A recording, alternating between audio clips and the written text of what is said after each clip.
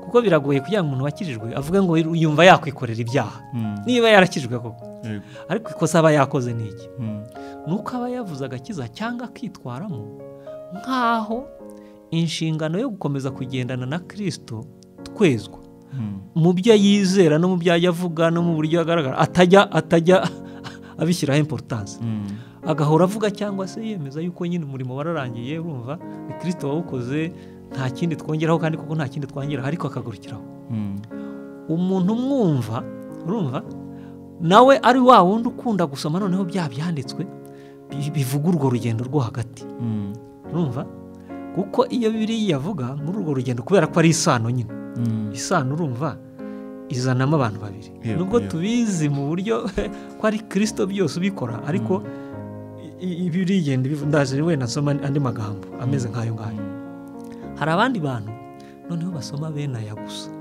nabo bakaba ari aya bahora basoma bakasoma aho avuga ngo nimusenge mwumva kugira ngo mutajya mu moshya ni mwihana imirimo yanyu ipfuye urumva ni Bibiliya urumva n'ibindi umwuzuro wa murimo Kristo yakoze urumva batajya bawuvanayo ngo bawusomere hamwe na za nshingano Kristo avuga ijambo ry'Imana rivuga abo nabo agakiza bakunze kuvuga urumva nuko ari ukugaharanira nuko agakiza nigiye ngaharanira urumva Kristo nigiye mushaka urumva hanyuma nkamwizirikaho hanyuma nkamusenga hanyuma urumva noneho aba nabo rero iyo wasomye wa murimo umwuzuro wa murimo Kristo yakoze iyo yumva abantu bavuga aravuga ati aha ngaba ni nk'abayuda b'abanyamategeko b'abanyamirimo abantu Imana yavuze ko gukiranuka kwabo ari ugukiranuka kw'abantu n'amategeko y'abantu urumva ko nta bwami bw'ijuru bafite agakiza umuntu wakumvise neza uko katangira uko akinjiramo kandi agakiza twabonye ko ari Kristo urumva hanyuma akafata Kristo nyine nk'ukuntu yamwakiriye ntabwo agatakaza kubera ko n'ubundi si ufashe ni Kristo umufashe urumva agendana rero na Kristo si uko atagira intege nke si uko atagira ibimugusha ibimujegeza biraza bimwe bishobora no kuba bikomeye bikakamuhamura bikamukanga ubwo ndavuga tugiye noneho mu mashusho ya experience hari igihe rwose umuntu ahura n'ingorane mu rugendo rwa Gikristo ukabona arajegeye ukagira ngo rwose n'Imana yayiretse burundu urumva ariko wamwegera watega amatwi umutima we ugasanga ni ibintu bimwicaye hejuru ni ibindi bintu yashobora kuba bifitemo n'amakosa nawe urumva yo kutakoresha uburyo Imana yahaye abizera ngo bagume muri ya relationship muri ya sano urumva bityo bishobora kugira ingaruka mu muntu ariko umutima we ukabyumva ko uraniha wifuza yuko ubu buzima yahawe na Kristo urumva nyine yangirikiyemo cyangwa yapfafanye urumva mbese butamupfana cyangwa se atakomeza kugangiza turabasuhuje abakurikiye ikiganiro umusemburo w'impinduka cya Youth for Christ Rwanda umuryango w'ivugabutumwa mu rubyiruko tuba dufite mu biganiro byacu intego tuba dufite ntabwo itandukanye n'intumbero ya Youth for Christ yo kubona urubyiruko aho ruri hose mu itsinda iryo ari ryose mu gace akariko kose ruhabwa amahirwe yo kwakira Yesu umwami n'umukiza w'ubugingo bwabo ndetse abamwizeye bakamera abigishwa mu matorero ya Gikristo abegereye ni karibu rero muri kumwe nanjye Placide uyu munsi ndi kumwe n'umuvandimwe n'ubundi twari turi kumwe ushize wenda yakongera agasuhuza abantu bakanivuga yego ndabashuhuje niko Placide ambwiye ngo mbasuhuze mu by'ukuri nyine iyi ni gahunda nziza kuyigarukamo biranejeje kuko ari nyine ari gahunda y'ubutumwa bwiza kandi yo kuganira ijambo ry'Imana ku batanyibuka cyangwa se abaje ku kiganiro bwa mbere nitwa Siridiyo dusaba umuremyi bakunda no kunyita determine nkora umurimo w'Imana mu buryo bwinshi butandukanye ariko bubiri bw'ingenzi nuko mfite itorero mbarizwamo nsengeramo ryitwa Eglise Apostolique pour le Réveil Rwanda, nkagira na ministry nkoramo itoza abantu mu kubafasha kumenya uko umuntu yasoma Bibiliya neza, kandi nawe yajya gutanga ibyo yasomyemo akabitanga neza. Ni amahugurwa twara ameze atyo. Ntabyo by'ingenzi ntabwo bivamo. Ayo mahugurwa nanjye nayanyuzemo, niyo mpamvu tukunda kukwita kandi kazi na ka mwarimu. Nizere ko usigaye ubikora rero neza nk'uko nyine. Niwe kumanota. Karibu rero uyu munsi icyo nabanza kwibutsa abantu uko ibiganiro byose dukora tubishingira kuri Bibiliya, kuko nyine bivuga ku Mana kandi niho yishuriye. Uyu munsi turashaka kugaruka twagiye tuvuga cyane ku gakiza, tuzakomeza kukavugaho nk'uko Bibiliya ikavugaho birambuye, ariko uyu munsi turashaka kuvuga ku kintu cy'umutekano w'agakiza. Cyongereza bavuga assurance of salvation. Ngira ngo wenda duheraho ubwira abadukurikiye, abantu benshi baravuga ngo agakiza umuntu ntashobora kugatakaza, abandi bakavuga ati rwose wagatakaza. Urumva hari icyo nyine cyo kuba karinzwe. Ndagira ngo duheraho dushingiye ku cyo Bibiliya ivuga. Agakiza kabizera karinzwe nande, n'iki Bibiliya ivuga. Ubwo hari izo mpande ebyiri, ariko tugaruke kuri Bibiliya turebe icyo ivuga. Yego rwose. Ahantu nahera kandi hakunda kugora abakristu iyo bahura n'ibibazo nka bene ibyo ngibyo, bajyaho impaka ukumva zimera nk'aho zitarangira, zimera nk'aho zitageraho ngo zicayuke, tuvuge tuti ibi nibyo byo, ibi si byo. Akenshi biba biterwa n'impamvu nyinshi, ariko imwe mu z'ingenzi nabonye ni uko n'amagambo tuba dukoresha. Hari igihe ibisobanuro tuyafitemo uba ushobora kongera ukareba neza niba ari byo Bibiliya iyafitemo cyangwa niba ari byo byonyine. Ubwo rero nko kuri icyo kibazo nahera, nanjye ibyo bibazo nanjye ndabizi, nagiye mbyibaza, njya numva n'abantu babijyaho impaka, ariko natahuye ko ahantu hambere impaka ziba zitugorera no kumva biba bitugorera ni no kwijambo agakiza. Tuba dukoresha igisobanuro cy'ijambo agakiza. Ubwo rero sindi bujye wenda mu bisobanuro bitandukanye Bibiliya ijambo agakiza. Icyo nzi ni byinshi, urumva ntabwo ari igisobanuro kimwe, kuko muri uko gusoma Bibiliya tugerageza kuyisoma neza, no kuvuga uburyo Imana yayihumekeye abo yahaye kuyandika. Ubundi mwitozo tugomba gukora ni ukujya dutwara igisobanuro cy'ijambo bitewe n'aho ryanditse. Mu Cyongereza dukunda kuvuga ngo Bible words have Bible meanings. Niba ijambo ari iryo muri Bibiliya, reka kuritwara ngo urivanemo hanyuma uriremere igisobanuro mu bitekerezo byawe. Jya ureka rigira igisobanuro hahandi nyine muri Bibiliya riri. Iyo ubikoze gutyo rero usanga igisobanuro cy'ijambo hano muri iki gitabo rishobora kuba ari rimwe mu kindi gitabo cya Bibiliya, ariko rifite igisobanuro gitandukanye rwose, cyangwa se gifite inguni yihariye. Igisobanuro kikaba cyaba kimwe, ariko wenda hariya narisomye mbere hakaba harifite inguni runaka, urumva harimo gutsindagira. Narisoma mu kindi gitabo hakampa iyindi nguni nanone, icyo gitabo kirimo gutsindagira, za nguni zikaba zimeze nk'aho zitandukanye. Icyo gihe rero mba nkwiriye kujya mvuga iryo jambo ndimo ntekereza igisobanuro kiri hahandi. Ubwo nuwo tukaganira tuvuga ngo dukurikije iki gisobanuro cy'iri jambo hano, turiganireho wenda. Ubu rero ijambo agakiza ubwaryo mu bisobanuro byinshi bihari ntari bujyemo. Navuga ko mu misomere yanjye ya Bibiliya igisobanuro kiri centre nyamukuru cyahuza ibindi byose difite nuko agakiza ni relation. Agakiza ni relationship dufitanye na Kristo. Kuko urumva ni ijambo rivuga umurimo yadukoreye. Ubwo relationship ravuga isano. Yego. No, urumva ni ijambo rivuga agakiza, urumva harimo gukira no gukiza, urumva ni ukuntu umuntu yari ameze, urumva kubera ibyaha n'urupfu rumuriho, akeneye gukira, urumva Imana ibona ko atakwikiza, itanga Yesu ngo aze kudukiza. Iyo adukijije rero ntabwo ari ikintu akora ngo narangiza dusigaho ngavuga ati murakize rero bayi namwe, ahubwo adukiza, atuvana mu rupfu rw'icyaha kugira ngo atwishyire, noneho tukagumana rero tukabana muri uwo mubano.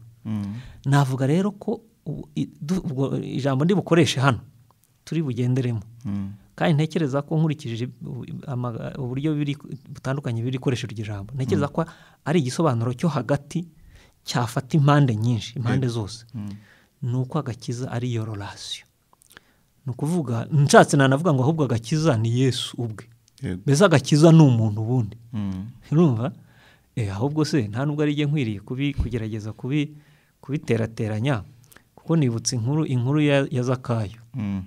Urabona inkuru ya Zakayo iri muri Bibiliya ku batayizi. Zakayo yari umuntu wasoreshaga afata imisoro y'Abaroma, biri mu butumwa bwiza bwa Luka igice cya 19. Mbese abantu bamufata nk'umunyabyaha nyine, umuntu kuko Abaroma bakolonizaga Abayuda, bakabona rero umuntu ukorera Abaroma ni umunyabyaha, birumvikana wenda nabo bakaba bafite ibindi byaha nyine bagerekaho. Noneho Yesu mu gutandukana n'Abayuda yiyemeza n'abandi Bayuda, yiyemeza gusanga Zakayo iwe. Urumva amagambo menshi baganiriye meza muri iyo nkuru iri muri Luka igice cya 19, asoza avuga ngo uyu munsi Zakayo amaze gukizwa no kuhamya yuko ahindutse, ko agiye guhindura ibintu, Yesu yaravuze ngo uyu munsi agakiza kaje iwawe. Naho ugiye kureba ninde wari waje iwawe se? Ninde wari waje kwa Zakayo? Ko ahubwo ari umuntu. Icyo yashaka kuvuga, yewe ndi hano, agakiza karahari. Icyo gisobanuro mu by'ukuri bona n'ahandi hose muri Bibiliya igenda ikavuga ibishaka buri gihe. Icyo twaba turi bwongereho kindi Bibiliya ivuga, ibishaka ngo dufatire kuri Yesu Kristo, nuko kuntu aho yatuvanye mu byaha, urumva, mu gupfa akatwizanira tugakira nyine kubera ko twaje kuri we. Iyo eta uko komera gutyo ufashe kuri Kristo niko gakiza. So muri ubwo buryo rero tugiye kwibaza niba gatakara, urumva, nanone nakongera nka kusura, kuko hari ukuntu iyo tuvuze ngo agakiza, icyo gisobanuro cy'ukuntu ari Yesu na relation, wagira ngo agakiza ni akantu mbitse mu mufuka, ni nk'akantu nyine, ni nk'akantu mfumbase, urumva. None nkaba nibaza se wa mugani yari akantu nyine nshobora kugata cyangwa nkagafata cyangwa ngira gute.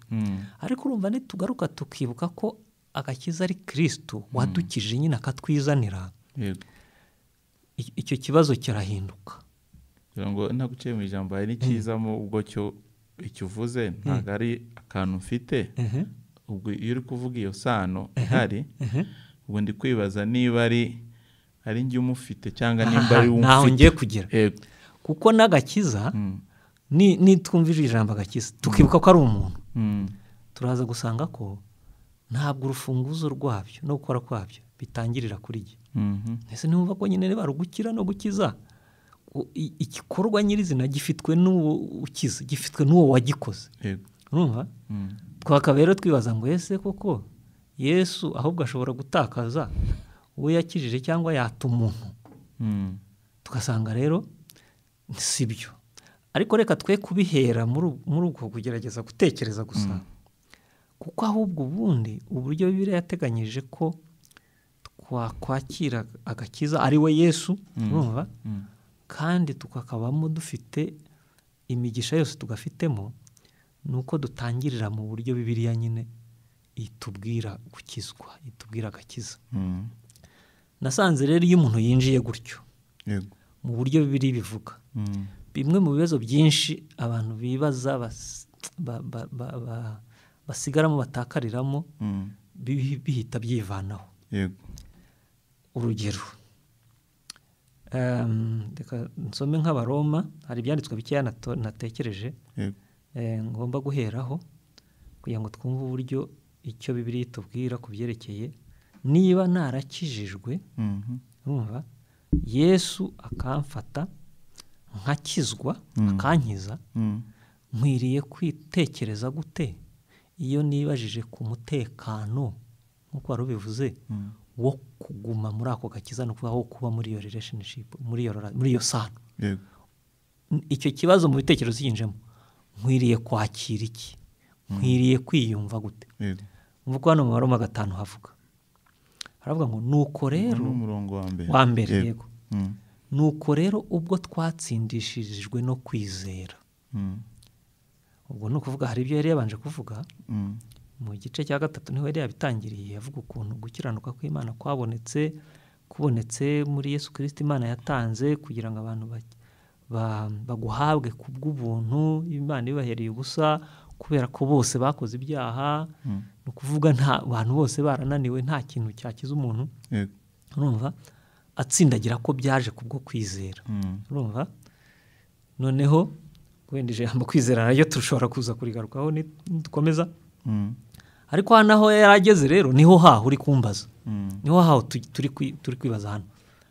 Pawulo atekereje ko Yesu yadukije kuri Imana yadukije kuri yinyuze muri Kristo, tukaba duhagaze hano noneho twibaza rero ku iherezo.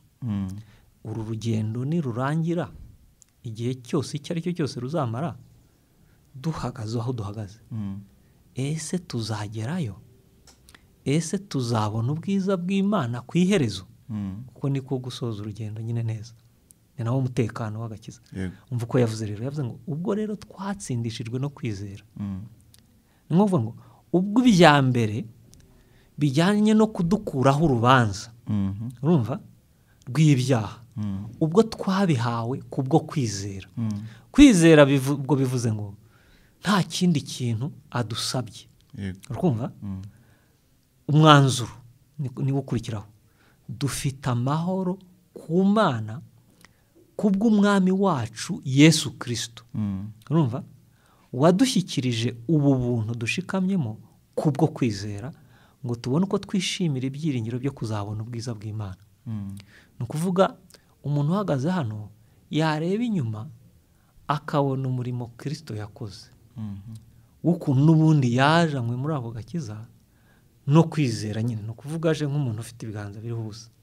Mugani wa ya ndirimbo ivuga ngo ntacyo nzanye mu ntoki kirabasha kuncungura. Urumva afite impamvu zo kuvuga ngo urumva mfite ibyiringiro by'uko nzabona ubwiza bw'Imana. Urumva noneho hano Pawulo yashyizemo amagambo yerekana ibintu bishobora guca umuntu intege no kumutera ubwoba aho hagati. Urumva hano yavuze imibabaro, ahita akomereza haravuga ngo si ibyo gusa, urumva twishimira no mu makuba yacu. Urumva amakuba atera kwihangana, kwihangana kugatera kunesha, kunesha kugatera ibyiringiro. Urumva arasa nk'uvuga ko kuri uyu muntu uhagaze hano, kubera ko nyine Kristo yamuzanye, Imana yamuzanye, niyo ahuye n'ibimuca intege, urumva hari uburyo ibyo bintu, kubera ko Imana iba itagiye ku ruhande, hari uburyo Imana ibi bitegeka ibivunjamo, aho kubireka ngo bibe bimwica, ibivunjamo ahubwo ibimutunganya kurushaho, akarushaho kugira ibyiringiro. Kuko asoza avuga ngo kandi ibyo byiringiro, urumva kunesha gutera ibyiringiro, kandi ibyo byiringiro ntibikoze isoni. Ni ukuvuga ku iherezo ibyo byiringiro biva mu kuba duca mu makuba n'ibitugerageza, biteye ku buryo umuntu arushaho kubimenya neza, ngo sinzakorwa n'isoni ku iherezo. Isashimwe cyane. Ntiyarasorereza naho ngaho, yumva ni nkaho umuntu yaba agifite kubaza ibibazo, atari ko se ibyiringiro ni ikintu cyo mu mutima, ntabwo ugikoraho, ntiwakibona. Niba uvuga ngo urabifite, nabwirwa n'iki niba atari byo kuyipompamo se? Arangije atanga urugero noneho rutari urw'imbere muri wowe cyangwa muri jye. Aravuga ngo ikimenyetso cy'uko ibyo byiringiro bidakoze isoni ni uko Imana yadusabagijeho urukundo rwayo mu mitima yacu kubw'Umwuka Wera, ngo kandi urwo rukundo yararwerekanye. Urumva ni ku murongo nk'uwa 6, urumva ubwo yatangaga Kristo ngo adupfire tukiri abanyabyaha. Urumva ngo akomeza avuga ngo umuntu ahari, umuntu yapfira mu nyangeso nziza, yanagerageje, yavuga uti uyu muntu w'umunyangeso reka tumupfire rwose tumufashe, ngo ariko Kristo yerekanye urukundo rwe ubwo yadupfiraga twe tukiri abanyabyaha. Urumva ibyo bintu akabiheraho rero mu kubaka igisobanuro kivuga ngo none ubwo igihe twari tutarabo kwemerwa no gukundwa nibwo Kristo yadupfiriye. Ibyo ni ibintu mu Kristo noneho wese yakwiyapurikaho. Igihe nari ntarizera nibwo Imana yari ifite impamvu zo kunjugunya, nibwo Kristo yari afite impamvu zo kunjugunya. Hanyuma ndi muri uwo mwanda ameze nabi mugani wa za ndirimbo yibonamo impamvu yo kunzana. Iyo niyo ya ntambwe ya mbere yo gukizwa. Igisobanuro Pawulo yubaka aravuga ngo ubu noneho ko yamaze kunyegereza, ubu ko twamaze kungwa nawe, kuvuga twamaze kubabe, ntiturushirijeho kwizera, ntimubyumva ko twarushirizaho kwizera yuko noneho tuzarushaho no gukizwa umujinya w'Imana nawe. Ukurikije aho duhagaze ibyo yakoze, urumva nibyo ubundi bitari bishoboka, none ubu yarabikoze. Aha turi rero kubera ko twamaze kubabe, afite impamvu, noneho hari impamvu zo gutuma aturinda akageza no ku mperuka, tukakira rero ubugingo buhoraho ku iherezo cyangwa se ubwiza bw'Imana nk'uko yabivugaga.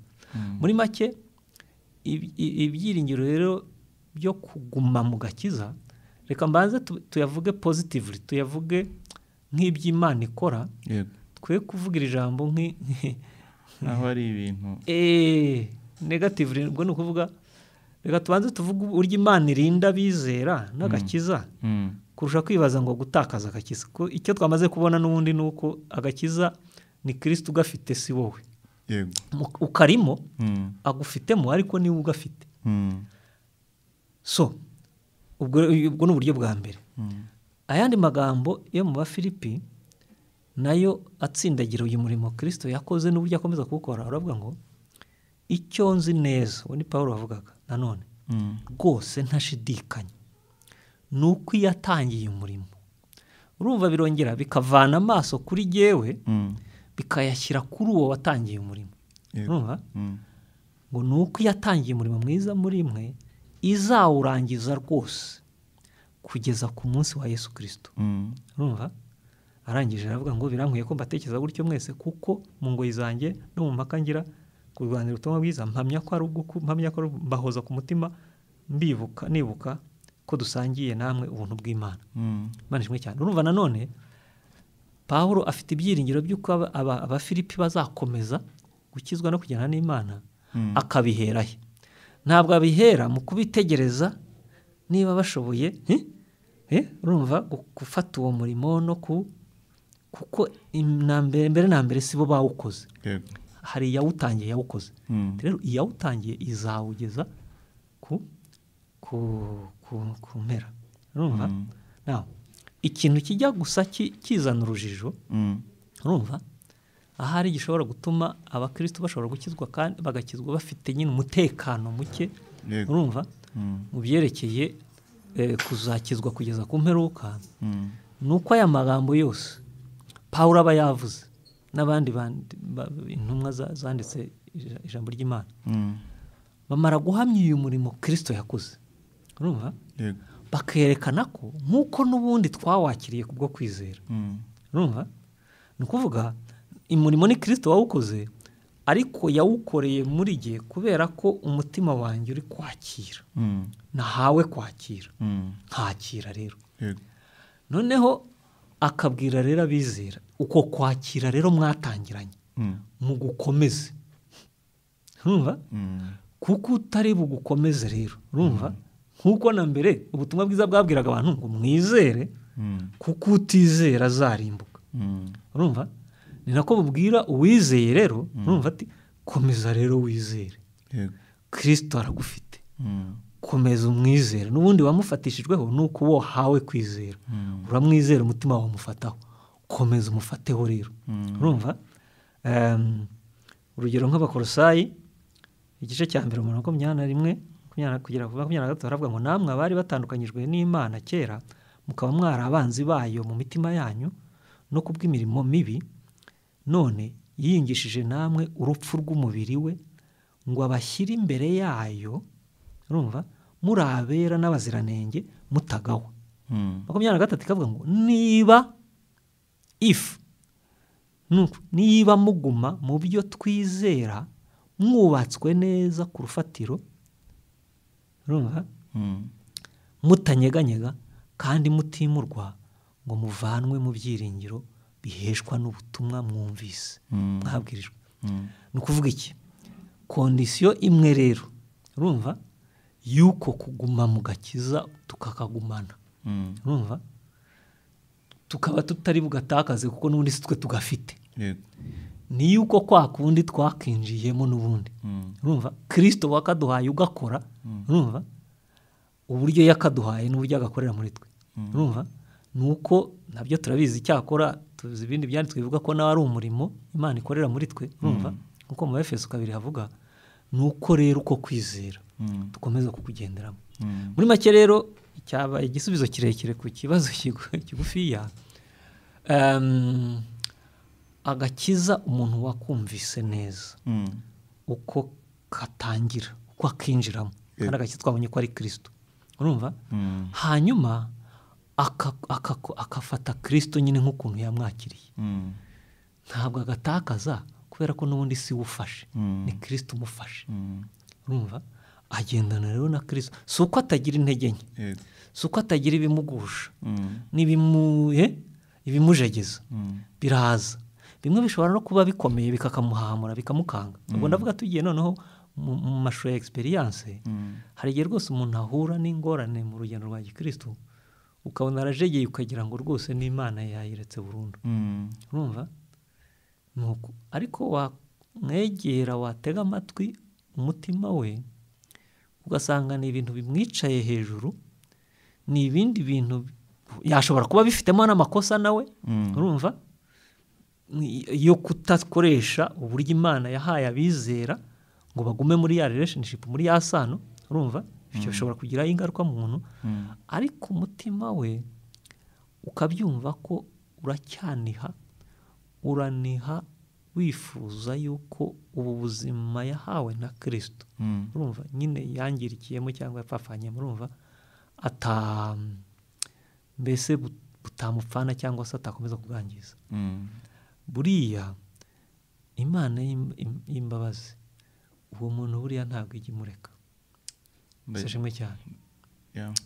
So niba ushaka kugira ngo icyo gisubizo kuba ari kirekire ni byiza, icyo ndi gukoramo nuko n'ubundi ntabwo ari igisubizo wakubakira ahantu hamwe, ugomba kureba n'ubundi bibiri uko ibivuga muri rusange mu nguni zose, kandi nikiza ko nibyo byanditse kuvuza ari bike mu bindi byinshi bihamya iki. Ubwo mu magambo make, agakiza nyine umutekano wakushingiye kuri nyirako, kuri Kristo wakaduhaye. Ubwo nagira ngo dukomereje aho uri kuvuga kwizera, n'ubundi bibiri ivuga ko nyine nicyo kiduhuza, nicyo yasano dufitanye na Kristo tuyinjizwamo, nuko kwizera, kumwizera, kwizera ibyo yakoze. Ndagira ngo wenda turagenda tubigarukaho, ariko ndagira ngo duse nk'abareba amwe mu makosa ashobora gukorwa cyangwa ajya akorwa ku bijyanye n'iki. Hamwe n'icyo jambo ry'Imana rivuga, birumvikana nimba nyine ari amakosa, nuko byanze bikunze hari ukuntu atandukira ukuri Bibiliya ifite cyangwa kugoreka mu buryo bumwe cyangwa ubundi. Ndagira ngo duse nk'abibaza amwe mu makosa akunze gukorwa ku bijyanye n'ikino kintu cy'umutekano w'agakiza. Yego, ayo reka mpere kuri yandi navuze, urumva, iyo gufata ijambo rimwe, urumva, tukariha igisobanuro kandi tutariretse ngo rizane igisobanuro cyo muri Bibiliya, urumva, nuko nko kuri iri jambo abantu bakunze ijambo agakiza, ubundi hari igikorwa Kristo yakoze, yarangije gukora, hari urugendo turimo, urumva, dukomeje kumwizera, hari n'intambwe ya nyuma y'umwuzuro azaduha nagaruka. Hari uburyo Bibiliya ayo magambo aho hose iyita agakiza, urumva. Noneho rimwe mu ikosa nabonye abantu tujya dukora, urumva, muri uko kwibaza umutekano w'agakiza, urumva, nuko iyo rero umuntu asoma Bibiliya, urumva, akatwara gusa ibyanditswe, urugero bivuga uwo murimo, urumva Kristo yarangije gukora, urumva ntasome, urumva ibyanditswe bikomeza kuvuga agakiza, bivuga noneho uburyo tugendana nawe, urumva cyangwa se n'uburyo ku iherezo azaza kuza ku gakiza, urumva bene abo si bose, ariko bene uko guhengama kujya gutuma mu bizera mu bakristo habamo abantu bumva rero iyo umuntu yakijijwe, urumva aba yarakijijwe nyine byararangiye, nta yindi obligation, nta yindi nshingano imureba, urumva mu byo kwizera, urumva ifite icyo yakongera, ntiyavuga ngo yakongera cyangwa yagabanya, bishobora kumvikana nabi, mbese ifite uburyo, ifite agaciro, ifite umumaro kuri ka gakiza yahawe. Aho niho ujya wumva abantu bavuga ngo bakumva nyine n'ubutumwa bwiza hari igihe bugenda bugira igitutsi, urumva bikavuga ngo hari abantu ngo bakijwe bavuga yuko ngo umuntu yakijijwe ngo rero ashobora kwikorera ibyaha nta kibazo. Hari igihe bene abo bavugwaho ibyo atari uko mu by'ukuri babivuze gutyo, kuko biragoye kugira ngo umuntu wakijijwe avuge ngo yumva yakwikorera ibyaha niba yarakijwe koko, ariko ikosa aba yakoze ni iki? Nuko aba yavuze agakiza cyangwa akitwaramo nk'aho inshingano yo gukomeza kugendana na Kristo twezwa mu byo yizera no mu byo avuga no mu buryo agaragara atajya abishyiraho importance, agahora avuga cyangwa se yemeza yuko nyine umurimo wararangiye, urumva ni Kristo wawukoze, nta kindi twongeraho, kandi koko nta kindi twongeraho, ariko akagarukiraho. Umuntu umwumva, urumva nawe ari wa wundi ukunda gusoma noneho bya byanditswe bivuga urwo rugendo rwo hagati, urumva kuko iyo Bibiliya yavuga muri urwo rugendo, kubera ko ari isano nyine, isano urumva izanamo abantu babiri, nubwo tubizi mu buryo ko ari Kristo byose ubikora, ariko ibirigenda ndaje wenda nasoma andi magambo ameze nk'ayo ngayo. Hari abandi bantu noneho basoma bene aya gusa, nabo bakaba ari aya bahora basoma, bakasoma aho avuga ngo nimusenge, urumva kugira ngo mutajya mu moshya, ni mwihana imirimo yanyu ipfuye, urumva ni Bibiliya, urumva n'ibindi. Umwuzuro wa murimo Kristo yakoze, urumva batajya bawuvanayo ngo bawusomere hamwe na za nshingano Kristo avuga, ijambo ry'Imana rivuga.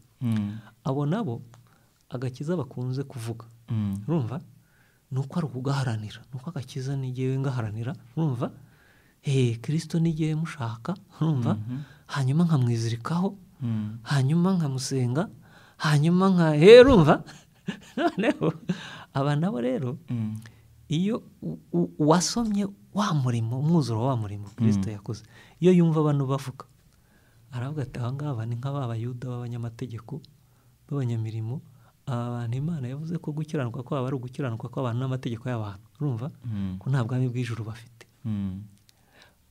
Aba bombi bateze amatwi ushobora gusanga atari uko bayobewe biriya bindi, aho kandi atari uko bakijijwe, ahubwo ari uko mu gusoma Bibiliya kwabo warumbajije amakosa.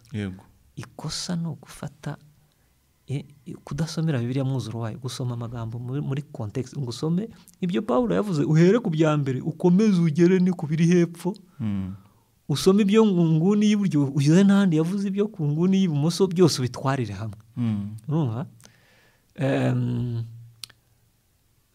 ni nk'ayo ngayo y'ingenzi nabonye kuri iyi ngingo yo gutakaza agakiza, urumva uburyo bigenda. Ubwo rero bano bavuga nyine yuko ntawe utakaza agakiza, bavuga nyine kubera ko babumva baravuga wa murimo Kristo akora, kandi n'ubundi niwe ukora, kandi ibyo baba bavuga ari byo.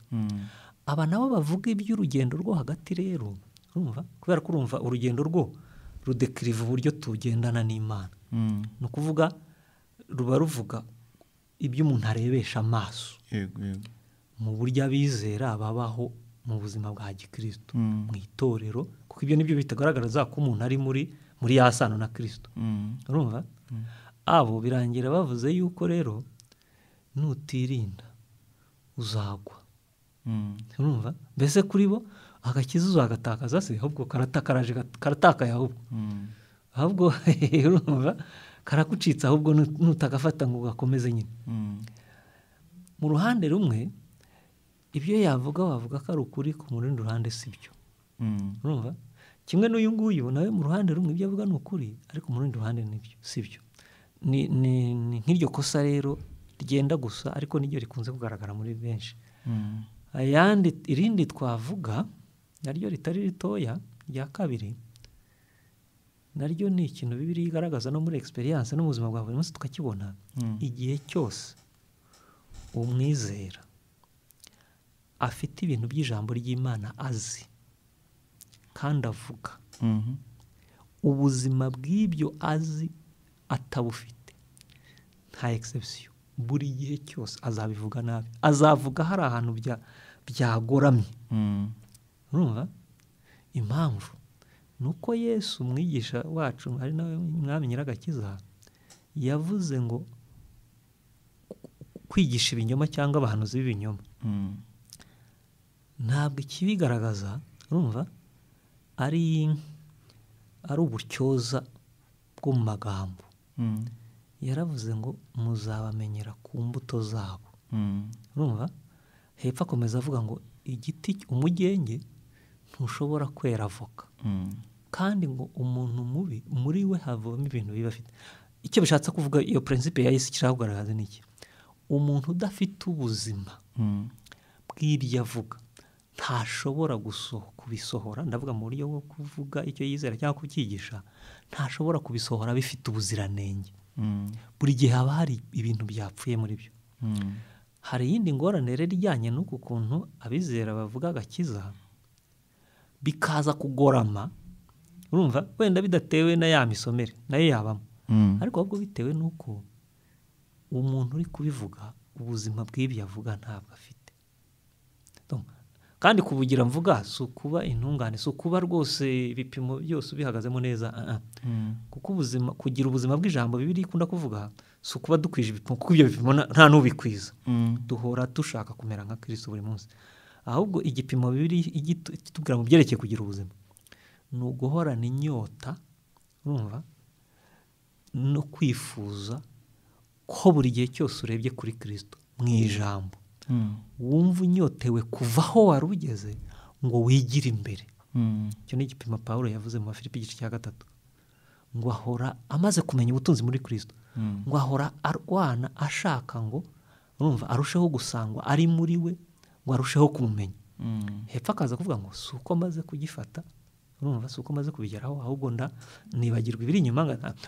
Umukristo utari muri iyo position, utari muri iyo direction, ibintu byinshi byo kwizera harimo n'ibi by'agakiza yabivuga bikaza bigoramye mu buryo runaka.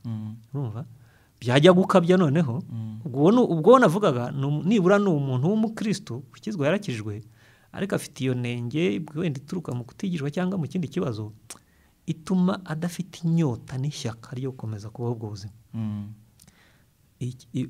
Ikijya gikabya rero kikaba kibi kurushaho nuko noneho kandi baruzuye muri iki gihe, nuko hari n'abantu benshi bamaze kuba benshi bazi ibyanditswe bien noneho na ya mbuto y'ubuzima bwayo ntayo bigeze bakira, ariko mu kuvuga no mu kubisobanura abo rero iyo bumva nyine butari umuntu wenda usoma ijambo, hari igihe bumva ibintu bavuga ari bizima, ariko kubera iyo principe Yesu yavuze buriya haba hari ibintu biri bugorama ahantu.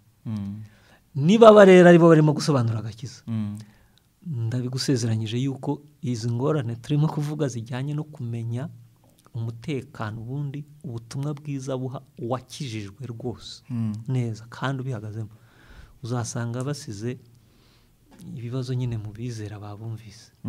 Iyo nayo yaba iyindi nini.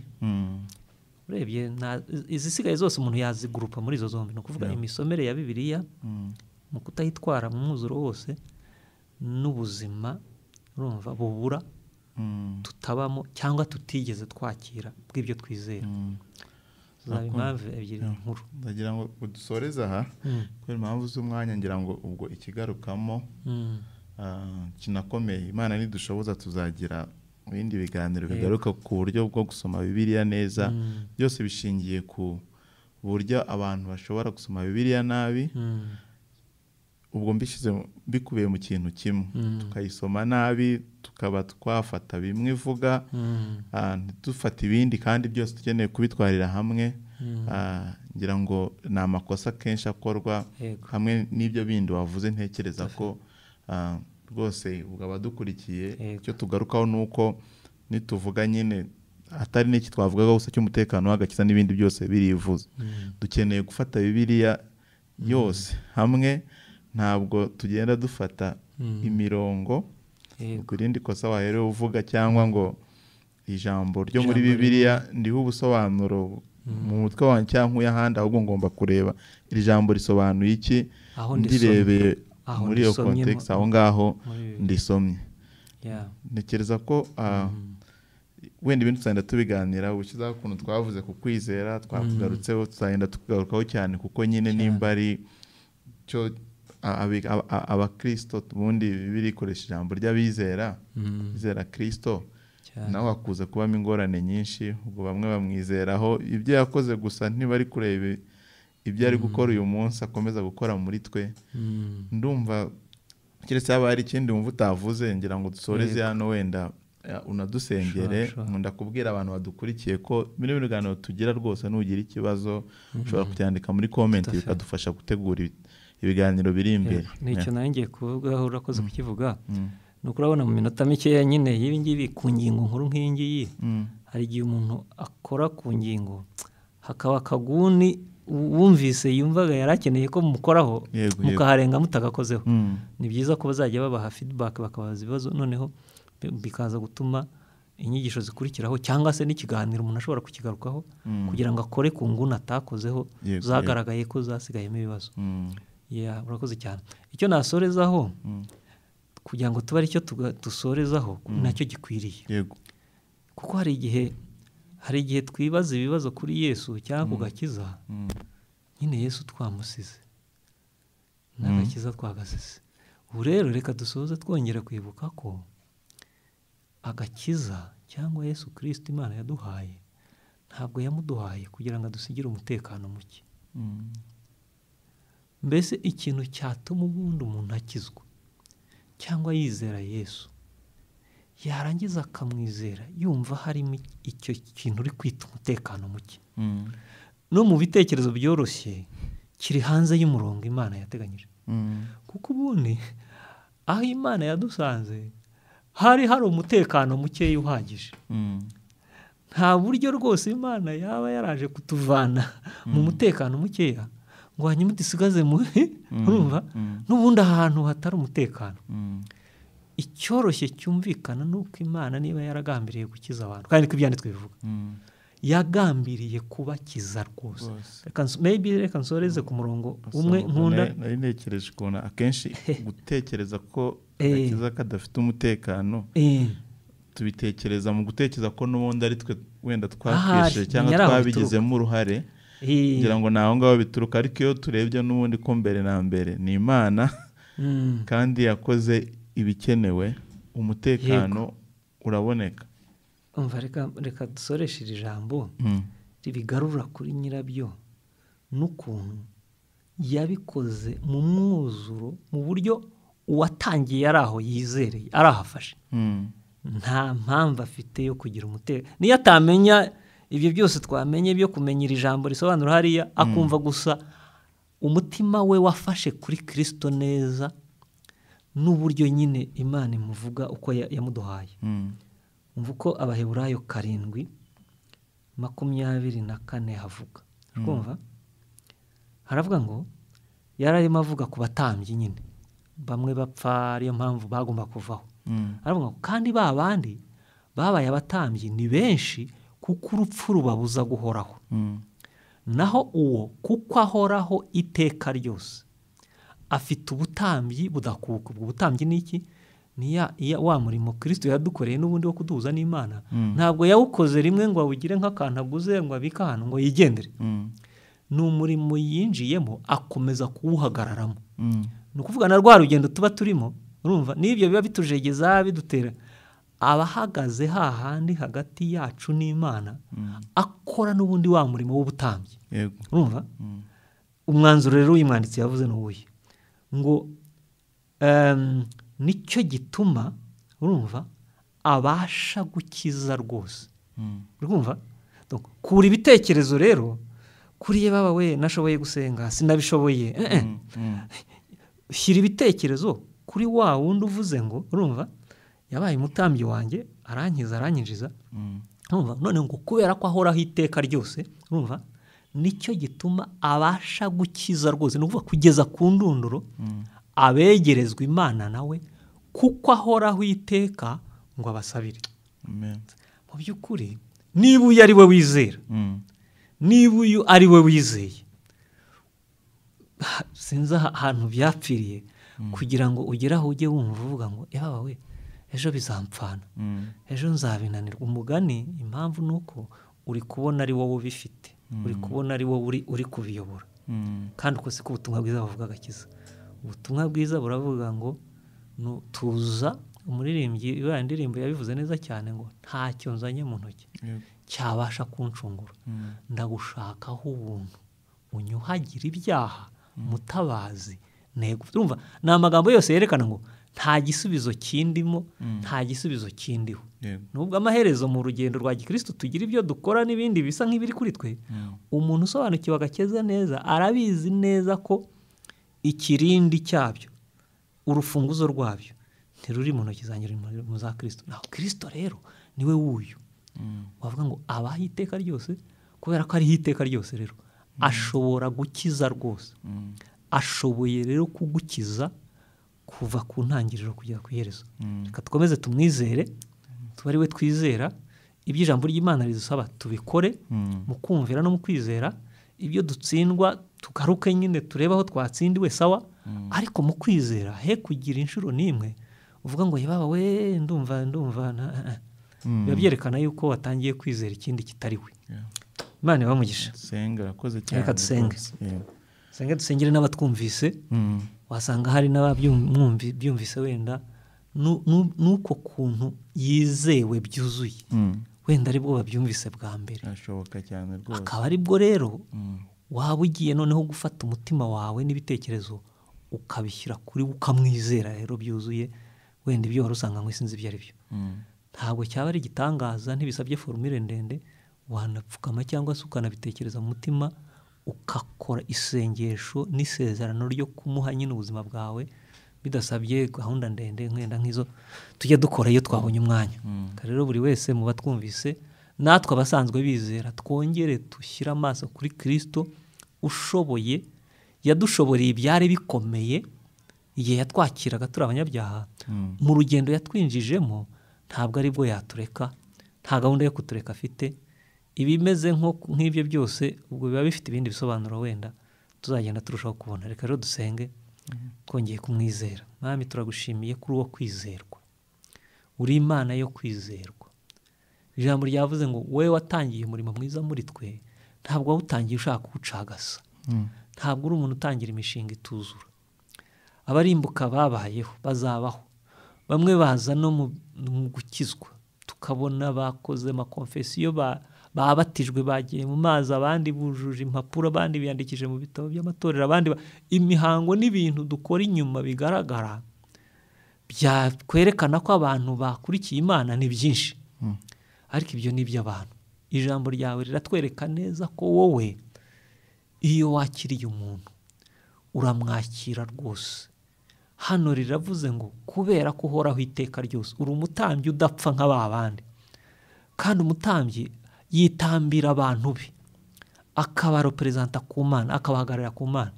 None iravuga ngo kubera ko uhoraho iteka ryose, ufite ubushobozi bwo kudukiza rwose kugeza ku ndunduro.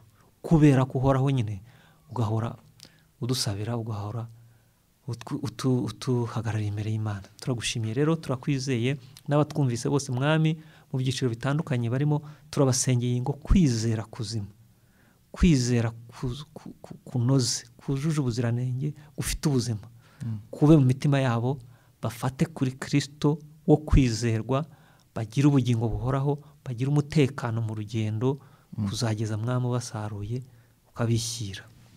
Tugushimiye byose ko dufashe no muri iki kiganiro n'ibindi bizakurikiraho byose, n'uyu murimo wa bene data bakora ukomeze kuba umugisha mu izina rya Yesu, amen.